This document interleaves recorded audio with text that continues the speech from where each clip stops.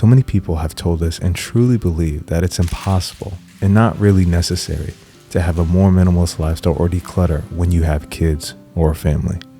But honestly, I'd argue it's even more of a thing and more beneficial for families or people with kids. When you've got more than 2 people in a home, life gets crazy. You're no longer managing just your stuff, but 2 to 3 times that. And the need for being aware of what you own and what you bring into your home is even more important than I think for someone who just might be living alone.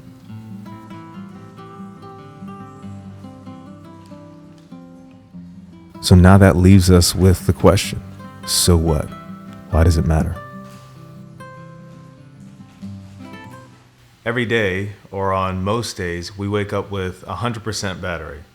But everything that we do, everything we think about uses up that charge. So this is from everything that we think about, any emotional exhaustion, could come from kids, anything that we are dealing with mental health wise, if it's anxiety or overwhelm, to even the things that we are consciously managing or just thinking about managing. And if it were up to us, we would have 100% battery to focus on the things that we want to focus on. But the truth is that's just not the case. And it's especially not the case if you have kids and if you're the primary caregivers of those kids. So the most logical approach is, how can I eliminate as many things that I don't want to be taking up that battery? For me, what I've noticed is the more commitments and the more possessions that I can let go of that take away from that battery, the more fulfillment I feel in my life. Anything that I've brought into my life or into my home, whether that is obligations or commitments or things, I've noticed that even if I feel like they're good in the short term or they're good right now, they a lot of times take from me. Especially like if you think about, we just bought this home. It's one of the best things that I've ever bought in my life. However, this home comes with a lot of things to maintain, a lot of commitments. And though I wouldn't change that, I know that it takes from me every day. So I've had to realize I need to look at the things in my life, anything that might seem good, might seem beneficial for me, and see if I should keep those things, if I should keep those commitments, or if I should keep those obligations in my life. Because in the long run, is it benefiting me? And for me, this house, yes, it's benefiting me. It's benefiting my family. It's something that we needed. We needed a yard for the kids to play in. We needed more space. Unfortunately, we couldn't stay in a small apartment.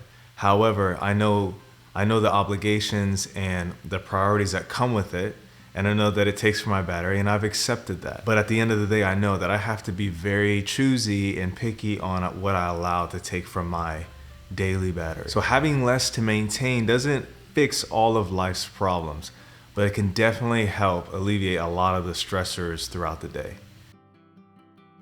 One of the great benefits of minimalism with families is that you end up saving a lot of money. So for us, okay, I'll bring it back to the beginning. Before I discovered minimalism, I used to have so many baby clothes, so many baby gadgets, so many things that the world tells you that you need to have that you really don't. Things that are supposed to make your life simpler, but really they just take up so much space, they clutter your house, and then you barely ever use them. So not only are they causing you stress in your home, they're actually draining your bank account, because we don't need all of these gadgets. It just blows my mind sometimes when I think back to when we had our first child, how many things I thought we needed, because we didn't. So that's a huge thing. So when I used to go to Target, for example, when I only had one child, I wanted her to look cute and I wanted people to think she was dressed so well. So I bought a bunch of outfits and I bought her cute little shoes as a newborn. I mean, babies don't really need new shoes, little babies. I mean, she even had Nikes and things that cost money. So when I look back at it, before I discovered minimalism, I was on this really not great path of spending tons of money. So we were already debt-free by the time Mila was born, but the direction I was headed was pretty bad.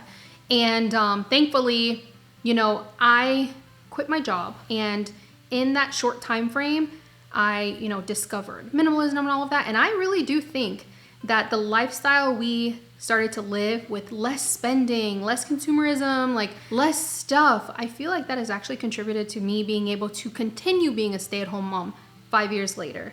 I had to break my shopping addiction. So yes, minimalism with kids will save you a lot of money because the world tells you you need every single thing and that you need to give the kids what you never had. But I think that always gets taken out of place because I think giving your kids what you didn't have is not really the physical things.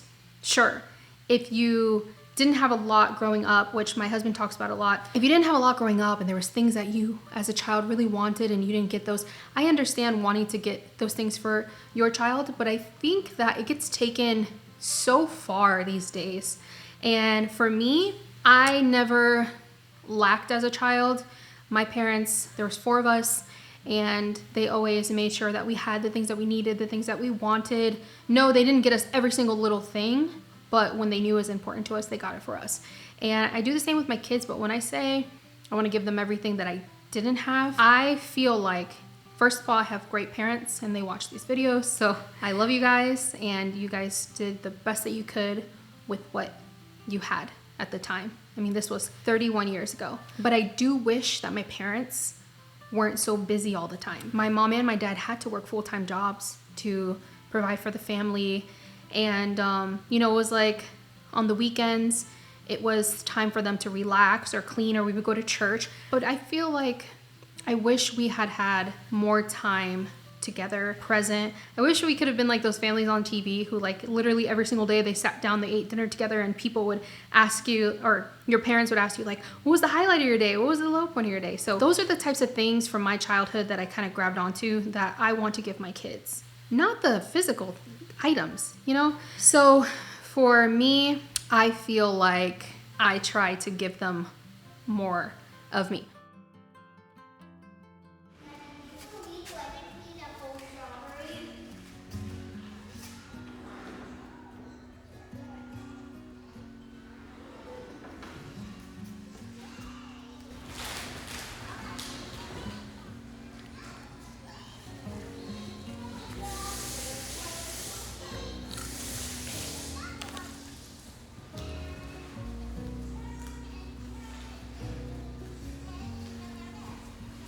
One of the things I remember growing up was my mom nagging me about cleaning up my space.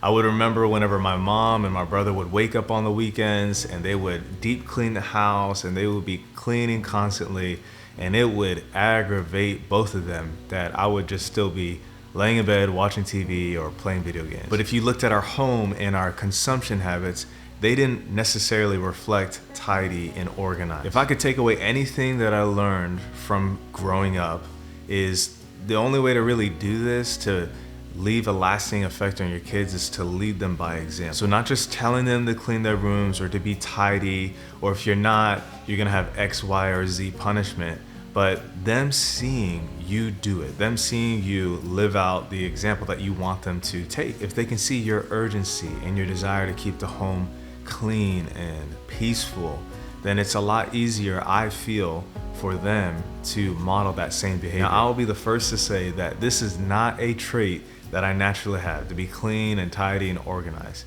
Carlene will be the first to tell you that I'm the one who can function the same if it's chaotic in the home or if it's completely clean and tidy and organized. But here's what I tell you. Every time that the house is clean and it's organized and it's not cluttered, I do function a lot better. And the truth is, being minimal has made that process so much easier. Being minimal for our family has made it so much easier for us to reset throughout the day with kids. Because kids they're a lot. No matter how clean you are, they're gonna leave crumbs, they're gonna leave their toys everywhere, they're gonna leave a mess, and that's just natural. Kids are kids. You might be lucky and you might have a kid who's naturally clean and naturally tidy, but for most, kids are messy. And so making the process to reset easier is such a priority, because when you have a cluttered home, when you have a disorganized or just complete chaos all day long, it's just realistically, it's not easy to function in that. And it's not easy to teach your kids to be clean too. And so the only way to logically make it easier for you to teach your kids to be tidy and clean and organized is for it to be easy for you to show them how to do that. And so I feel like choosing to be minimal, choosing to have less things, choosing to have less to actually manage and reset throughout the day, it just makes it so much easier. And it's, for us, for our family, it's a no-brainer. Minimalism actually allows you to be more present with your kids. Why? Because I try not to make my kids busy with a bunch of things. I do allow screen time, I do, because there are things that I need to get done, and it's not always the right weather outside for them to be playing for so long. I don't let them go outside at the hottest part of the day. We are in South Florida, so it gets really, really hot really quickly. Unless we're doing something with water, I don't allow them between like the times of 10 and 2 to be out there. That's just me. But so there are times where when I'm cooking lunch, or if I just really need a mental break, there's one app that I allow them to play, and I'll put it in the description. And other than that, we do lots of open-ended play. They don't have a lot of toys. They really don't. Like, a matter of fact, 2-3 weeks ago, we had a gathering with a lot of our friends, and between, I think it was like 5 couples, there were 10 kids, or maybe 4 couples, I can't remember. And I remember the oldest 2 were 6 and 7. And they went into my kids' room and they were like, "Where's all the toys?" And he's a kid. I was not offended. But it was just funny because it just reminded me that having toys everywhere is the norm for most kids. And my kids, they're not lacking anything, but they don't have as much as all the other kids. But they don't notice it because this is just how we live. They have a ton of magnetic tiles that they love to play with. That's like their number one thing to play with. And it's, it's age appropriate for all 3 of them. So we have a 1-year-old, a 3-year-old, and a 5-year-old, and they all play with it so well. And it's so cute to watch them build towers. And then they make like princess towers, and then they do like, just kids showing their creativity and their imagination. And then they have blocks, which you would think that they would get tired of them. They don't. They do not get tired of them. And then we have coloring books, and we have so much chalk, and there are just so many things that we have that it's one item, like the blocks are one thing, but their imagination just goes wild. Like, you have to let kids be bored sometimes. That's big for me, because a lot of the times when she draws like a really amazing picture and she does something so creative, it's because she was bored for a little while. I don't think that we have to fill every second with things.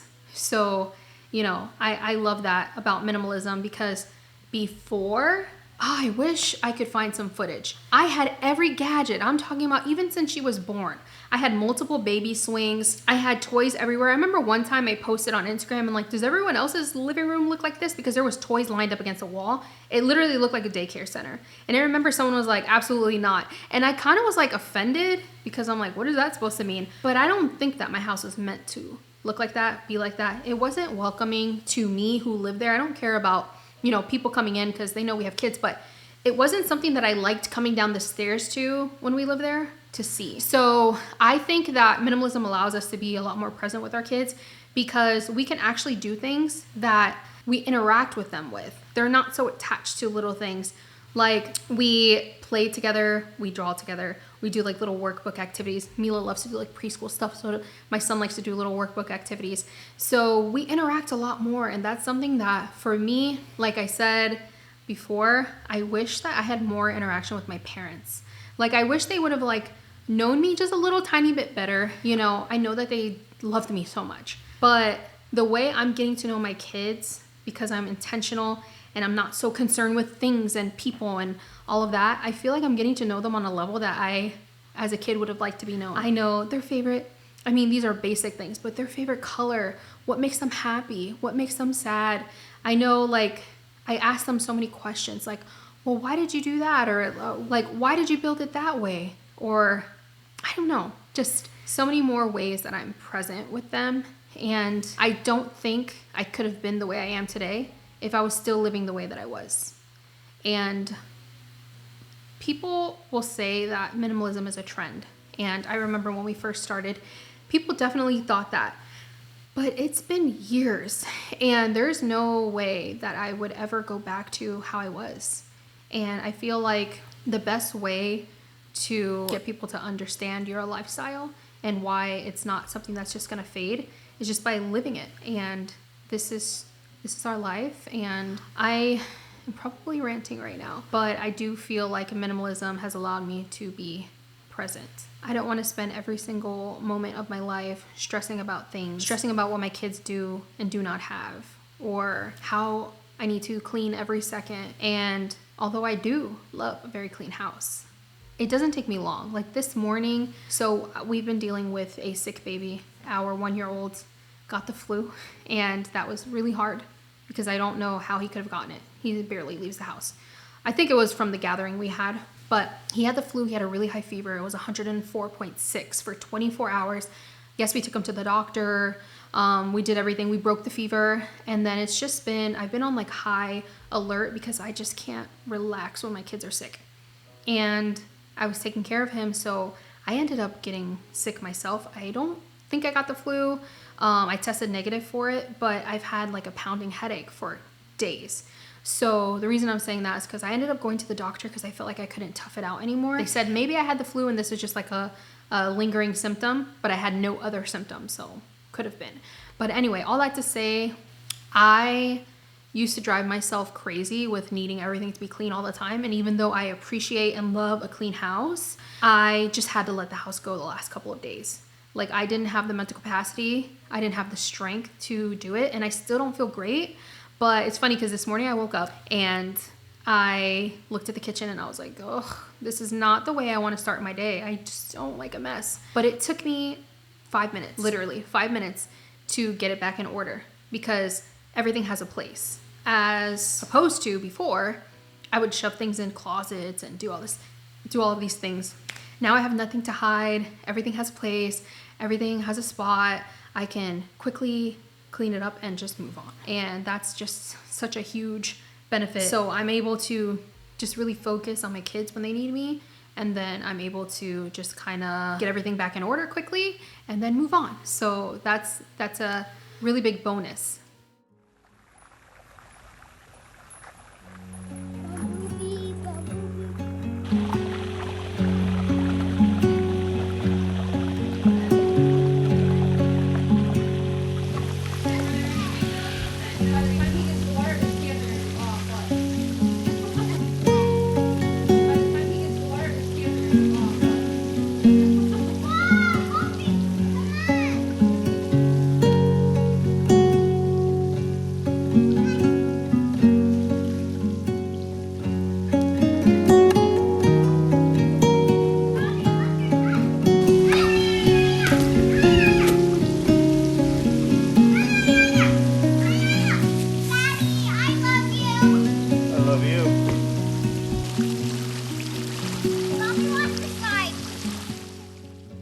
Now I know this for a fact, that if the house feels cluttered and chaotic, the last thing that I want to do is go outside and play with the kids and run around with them and do the things that they want to do or play a little board game with them. In that moment, the only thing that you can think about is, I need to get to this mess and clean it up ASAP. Like I can't function in this.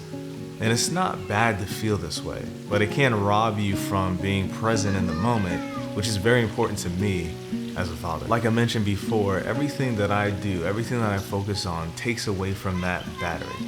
And you only have capacity for 100% battery a day. And once you're tapped, you're tapped. There's no more that you can really give without burning yourself out. So when things or possessions or commitments are taking away from that battery and you can no longer be present, I find that it's really hard to enjoy your kids as much as you would like to. Now, even though I've been harping on having a tidy or clutter-free home, having a clutter-free and tidy home 24/7 is not what we're really going after. Now, that would be ideal, but truth is, breakfast, lunch, dinner, bath time, all the craziness in between, it just doesn't really lend to itself, especially if you have children. But having less things to worry about, less clutter, makes it so much easier to be present in those moments that you're now finding hard, or when we were finding hard to be present. Because at the end of the day, we want to get back to what actually matters. And for me, it's my kids. I want them to feel that I'm around, that I'm interested in them. And of course, I'm not perfect, but I will do anything that I can to get closer to being the dad that I've always dreamed of being. And if that means that I need to adopt some tidy or minimal habits, then I'm definitely gonna do it. I remember way back in the day as a kid thinking about how would I be as a parent? How would I be able to be the dad that would teach them everything that they need to know in life? It's funny because my mom and dad would always say, hey, don't do this. It's not good for you. But then they'd be the first to actually do those things. And it was do what I say, not what I do. And I'm sure a lot of you have experienced this too, probably growing up. But it's really hard to take what that person says seriously and to heart when they're doing the thing that they're telling you not to do. I always wanted to be somebody that my kids looked up to, and I knew that meant that I would need to walk the walk. And I didn't need to do it perfectly, but they need to see me trying. And one of those things that I am trying to do is showing them what's important in life. Growing up, I would think about all the things that I would give them, all the things that they would never have to want, because I would be able to just provide financially and material wise and all of that stuff. But as I've gotten older and I've had real children, my view on that has changed. I've realized that there's so many intangible things that they need to be able to figure out what's important in life. There's so many things that they need to see from Carlene and us model, to figure out what's truly important in life. And in some ways, the technology boom has been unfortunate. We can never go back to the times of the kids' only entertainment is going outside and playing and, playing with dirt with their neighbors' friends, and then coming inside the house and just playing board games or sitting around with the family, listening to the radio. But we have to adapt with the times, and the truth is this is the time that we're in. But the question is, how do we find that balance? How do we figure out how to show them what's important all the while the world is what it is? So I asked myself, what can I do in the day-to-day to show them this? I find myself trying to be aware of the vibe that I'm giving off, and how can I show them through my life, through the things that I laugh about, the things that I get excited about, the things that I get sad about. How can I show them through all those things what's important in life? So do you need to be a minimalist to have a good life? Do you need to be a minimalist to be a good parent or a good spouse or just a good example in general? Is it the only way to find out what truly matters in life? Of course, the answer is no. You don't need to be a minimalist to do all these things. As the quote goes, there's more than one way to skin a cat. But at the end of the day, I can only speak for me, from my family, from my experience. And the truth is, minimalism changed our lives. It made all the things that we wanted, all the things that Carlene and I dreamt about when we thought about starting a family. It made having a good life, being a great parent, being a great spouse, so much easier, so much more tangible. So it's a tool. It's not the only way, but it's the tool that we use. It's the tool that we beautifully stumbled upon that was always meant for us. I can tell you for certain that if you met me 10 years ago, there's no way that I would have told you or imagined that I would be a minimalist with 3 kids, sharing on YouTube how this has changed me and my family's lives. But here we are, and that's the beauty of life. And it's the piece of beauty that we wanted to share with you all, as each and every single one of you are trying to have the most meaningful life as possible. So anyway, we love you guys, and we can't wait to see you soon.